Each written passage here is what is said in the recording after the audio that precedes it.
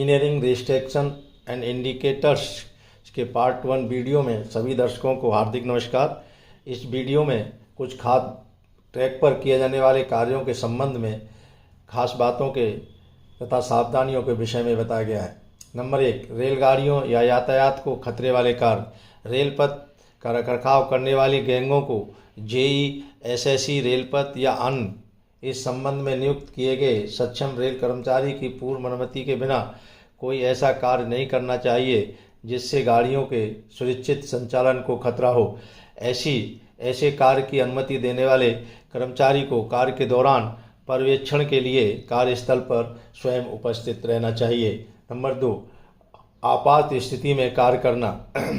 आपातकालीन मामले में जब संरक्षा रिक्वायरमेंट के लिए कार्यस्थल पर मौजूद रेल कर्मचारी द्वारा कार्य करना आवश्यक है तो कार्यस्थल पर मौजूद कर्मचारी स्वयं यह सुनिश्चित करेगा कि इंजीनियरिंग सिग्नल निर्धारित दूरियों पर नियमानुसार लगा दिए गए हैं और उनको संभालने के लिए झंडी वालों को आवश्यक उपकरणों सहित तैनात कर दिया गया है।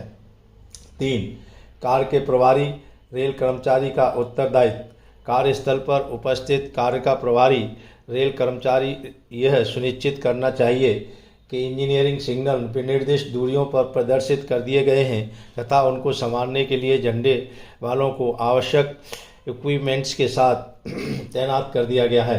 कार्यस्थल को गाड़ियों के निर्धारित गति प्रतिबंध से पास होने के लिए सुनिश्चित करने के बाद यातायात की अनुमति प्रदान करनी चाहिए। 4, ऐसे कार्य जिनसे लाइन अवरुद्ध होगी। नंबर 1, कोई व्यक्ति जो रेल पथ कार्य या पुल पर कार्यरत है वह ऐसा कोई कार्य जिससे रेल पथ में डिसकंटिन्यूटी का कारण कांटों एवं सिग्नलों का विच्छेदन अथवा अन्य ऐसा कार्य जिससे लाइन अवरुद्ध होती हो, स्टेशन मास्टर के बिना लिखित अनुमति के प्रारंभ नहीं करेगा तथा स्टेशन मास्टर यह सुनिश्चित करेगा कि सभी सिग्नल ऑन रखे गए हैं।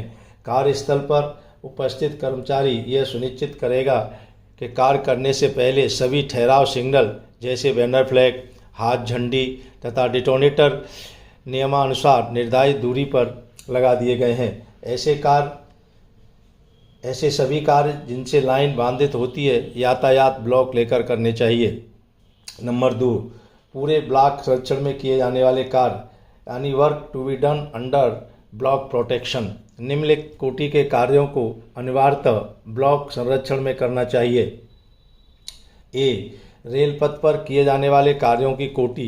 नंबर 1, ऑन ट्रैक मशीनों के कार्य, मटेरियल गाड़ियों या गर्डर स्पेशल के कार्य, डिप्लोरी का कार्य, मोटर ट्रॉली, भारी ढलान वाले खंडों में पुश ट्रॉली का कार्य, बांधित दृश्यता वाले खंडों पर पुश ट्रॉली का कार्य, सुरंग में पुश ट्रॉली का कार्य।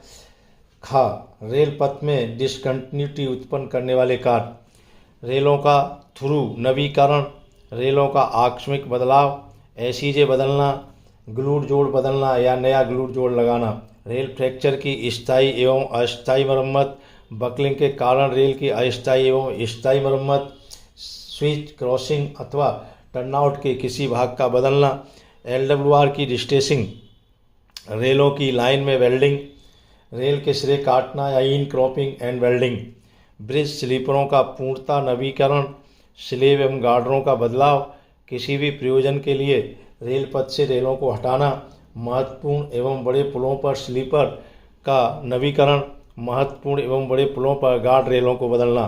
उपरोक्त में से कुछ कार्यों के लिए गति प्रतिबंध भी लगाना अनिवार्य है। 5, इंजीनियरिंग कार्यों की श्रेणियाँ। आमतौर पर इंजीनियरिंग कार्यों को 3 श्रेणियों में विभाजित किया गया है।